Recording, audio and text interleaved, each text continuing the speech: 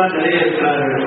வருகின்றிருக்கிற பெரியவர்களே, நண்பர்களே, எல்லாத்தையும் தாண்டி இந்த அருமையான ஒரு நிகழ்ச்சிக்கு காரணகர்த்தாக வழங்குகிற, கதாநாயகனாக வழங்குகிற, அந்த காவிய படைப்பை உருவாக்கி கொண்டிருக்கிற மரியாதைக்குரிய பாசகி என்று அழைக்கப்படுகிற மரியாதைக்குரிய நண்பர்களே, ஒரு தொலைக்காரர்களே, ஒரு உற்சாக புகழத்தை வருகின்றிருக்கிற பெரியவர்களே, நண்பர்களே, நிகழ்ச்சி ஏற்பாட்டாளர்கள், உங்கள் அத்தனை பேரையும் சந்தித்து ஒரு சில வார்த்தைகளை உங்களோடு பகிர்ந்து கொள்கின்ற வாய்ப்பினை நான் பெற்றதற்காக மிகவும் இருக்கிறேன்.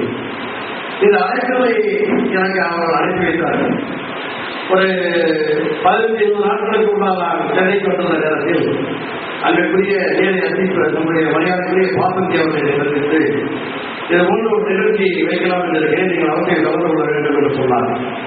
நான் நிச்சயமாக வருகிறேன் என்று சொன்னால் என்னுடைய ஞான குரு என்று கருதுகிற நம்முடைய குழந்தை இலக்கிய ஆதரவு வெங்கட்ராமன் அவர்கள் உங்களுக்கு ஒத்துழைக்கிறார். நீங்கள் வளர வேண்டும் என்று விரும்புகிறார். நீங்கள் எங்கெங்கெல்லாம் புகழ் பெற வேண்டுமோ அங்கெல்லாம் புகழ் பெற வேண்டும் என்று ஆசைப்படுகிறார். அவர்களோட ஏற்பாடு செய்திருக்கிறார். அதை அவர் உருவாக்குகிற ஒரு நிகழ்ச்சிக்கு நான் வராமல் இருக்கிறேன், கண்டிப்பாக வருகிறேன் என்று சொல்லிவிட்டேன். நான் புதுக்கோட்டை போய்விட்டேன். இந்த அழைப்புதல் அங்கே வந்தது. இந்த அழைப்புதல் வந்ததற்கு பிறகு அழைப்பதை சிறப்பு நான் பார்க்கிற நேரத்தில் அதில் இதை முன்னிலை என்று போட்டிருந்தார்கள். பொதுவாக முன்னிலை என்று போடுகிற போது முன்னாலே உட்கார்ந்து நிகழ்ச்சியை பார்த்துவிட்டு போவதற்கால் முன்னிலை என்று போடுவார்கள். இன்னொன்று, முன்னிலை என்று போட்டால் எதுவுமே பேசக்கூடாது என்று சொல்லாமல் சொல்வது என்று பொருள்.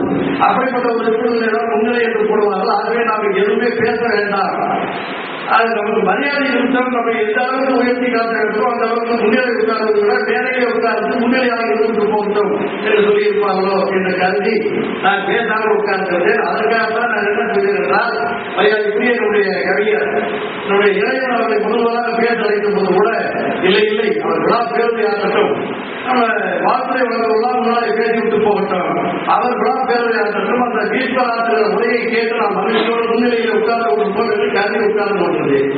அவர் என்னையும் பேச அழைத்திருக்கிறார். திடீரென்று எங்கேயாவது ஒரு நல்ல காரியத்தை செய்வதை வழக்கமாக வைத்திருக்கிற கவிஞரை நான் மனப்பூர்வமாக வாழ்த்துகிறேன், பாராட்டுகிறேன். அதை பேச அழைப்பதற்கு பிறகு ஒரு சில வார்த்தைகளை சொல்லாமல் போனால் அது எவ்வளவு பெரிய தவறு என்பதை நீங்கள் உணர்ந்தேன் என்பதற்காக நான் சில வார்த்தைகளை பேசியார்கள் இல்லையா? அந்த வகையில் பார்க்கிற போது ஒரு அருமையான நிகழ்ச்சி. வாசந்தி ராமாயணம் 108 கம்பராமாயணம் என்று சொல்லுவாங்களுடைய பற்பலவர்களுடைய அழகாக சொல்லிவிட்டு போனார். எத்தனை ராமாயணங்கள் இருக்கிறதோ அவ்வளவையும் சொல்லிவிட்டு அதனுடைய அழகுகளையும் சொல்லிவிட்டு வாசந்தியை பற்றியும் சொல்லிவிட்டு போனார். அப்படிப்பட்ட ஒரு வாசந்தி ராமாயணத்துடைய நிகழ்ச்சி என்று பார்க்கிற போது காலையிலே தொலைக்காட்சி நிகழ்ச்சியிலெல்லாம் தொலைத்து விட்டு இங்கே வந்து உட்கார்ந்திருக்கிறேன். இவ்வளவு பேரும் புண்ணியமாக்கள் என்று நான் மறப்போமாக இந்த பெரிய வழியாக வருகிற சில சிற்றின்ப காட்சிகளுக்காக தொலைக்காட்சிகளை ஒதுக்கிவிட்டு ஒரு உன்னதமான ஒரு காரியத்தை செய்து கொண்டிருக்கிறார்கள். அங்கே போய் உட்கார வேண்டும், அந்த நிகழ்ச்சியை ஆதரவு வேண்டும் வந்திருக்கிற நம்மை பொறுத்தவரை நாம் புண்ணியம் பெறுகிறோமோ இல்லையா என்ற நல்ல பிரச்சனை, ஒரு புண்ணியத்துக்கு துணை போகிறோம் என்ற ஒரு நிலையை நாம் உட்கார்ந்து கொண்டிருக்கிறோம். அந்த வகையிலே நம்மை நாமே நாம் பெருமைப்படுத்திக் கொள்ளலாம் என்று நான் எண்ணி சொல்லிக்கொள்ள ஆசைப்படுகிறேன். இங்கே வாசந்தி ராமாயணத்தை பற்றி சொல்லுகிற போது புதுக்கோட்டையிலிருந்து என்னை வந்து அவர்கள் இதற்காகவே கணக்கென்று வந்திருக்கிறார்கள் என்று சொன்னார்கள். உள்ளபடி இந்த நிகழ்ச்சியை கலந்து கொள்வதை நான் பெருமைப்படுகிறேன்.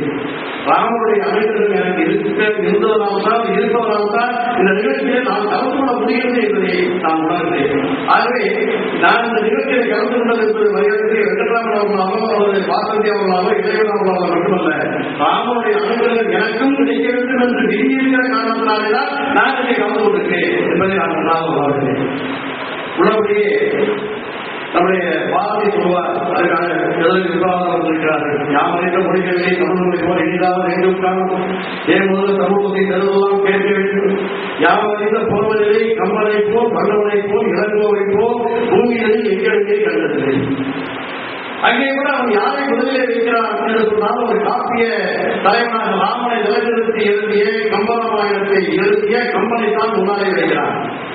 அப்படி அந்த கம்பனை முன்னாலே வைத்து அவன் பாடுகிற அந்த ராமாயணத்தை ஒரு 108 வரிகளிலே ஒரு மனிதன் சொல்லுகிறான் என்றால் அவனுக்கு ஆற்றல் கவிதையாற்றல் இருக்கிறது என்பது மட்டுமல்ல, இறைவனுடைய அருள் பூர்ணமாக இருந்தால்தான் ஒரு மனிதனால் 6 காண்டங்களாக பிரித்து அதை 18 வரிகளாக ஆக்கி அந்த 18 வரிகளை 6 காண்டங்களை 108 அவர் கொண்டு வந்திருக்கிறார்.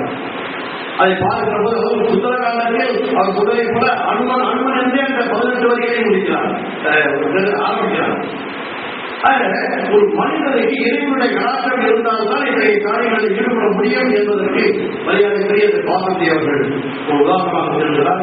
அதுவே அவருடைய கல்வி பணம் மிக அழகாக இருக்கிறது, அவர் எடுத்துக்கொண்ட காரியம் மிக சுவையாக இருக்கிறது, மிக பெருமையாக இருக்கிறது, நல்ல காரியமாக இருக்கிறது. பரபரப்பான உலகத்தில் அதுவும் இன்றைய சூழ்நிலையில் ஒவ்வொருவரும் டென்ஷன் என்றும் ஸ்ட்ரெஸ் என்றும் அழுத்தம் என்றும் அழைத்து கொண்டிருக்கின்ற காலகட்டத்தில் பணம் சம்பாதிப்பது மட்டுமே வாழ்க்கையினுடைய லட்சியம் என்று ஓடிக்கொண்டிருக்கிற இந்த வேகமான ஒரு காலகட்டத்தில் ஒரு ஆன்மீக நெறியை பரப்பி சாந்தத்தையும் அமைதியும் இதயத்தை கவனம் வேண்டும் என்று நினைக்கிற அந்த உன்னதமான இதயத்திற்கு என்ற நன்றி நான் தெரிவித்துக் கொள்கிறேன், பாராட்டுகளை தெரிவித்துக் கொள்கிறேன். உடனே இது போன்ற ஆன்மீகத்தை கேட்கிற போதுதான் மனதை சாந்தி வருகிறது. அர்த்தமுள்ள நிருபகம் என்ற புத்தகத்தை நீங்கள் படித்திருக்கிறீர்கள், அதனுடைய உரையாடலை கேட்டிருக்கிறீர்கள். கலாசாரம் அவர்கள் எழுதியது சொன்னது. அதில் அவர்கள் அழகாக சொல்கிறார், உடம்புல பிபி இருந்தால் கூட, அதாவது ரத்தம் இருந்தால் கூட நீங்கள் இறைவனை நினைத்துக் கொள்ளுங்கள்.